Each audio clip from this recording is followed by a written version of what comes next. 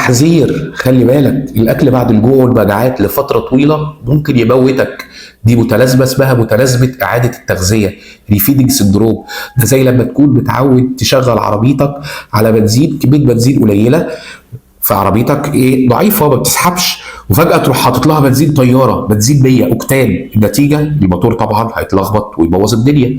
الجسم بيكون شغال في وضع النجاه ومتحمل الجوع وقله العناصر الغذائيه بصعوبه، وفجاه لما يبدا يدخل له اكل او مغذيات كتير يبدا الجسم يطلع انسولين بكميات كبيره جدا عشان يقدر يهضم ويمتص العناصر الغذائيه. فبيعمل زي حد جاي له طاقه زياده مش عارف يتصرف فيها ازاي، فالجسم يبدا ينهار ويبدا يبوظ حاجات تانيه.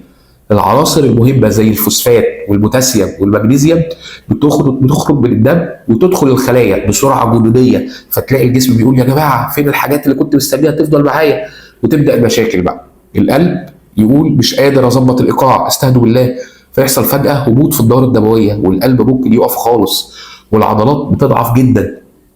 العضلات اللي هي تعبانه تقول لك انا تعبت مش قادره، والتنفس بيقطع مش لاحق تاخد نفسك، فالانسان بيموت بسبب الدخول الفجائي العنيف للمغذيات في خلايا الجسم. عشان كده لما حد بيرجع ياكل بعد سوء تغذيه شديد لازم يكون دخول المغذيات بهدوء وعلى مهل وبالتدريج، وتحت طبعا اشراف طبي، ونتاكد ان مستوى البوتاسيوم والفوسفات في مستوى امن وانا بدي التغذيه. لو عجبك المحتوى اعمل لايك وشير وكومنت واشترك على قناتي عشان يوصلك كل جديد. يومكم جميل.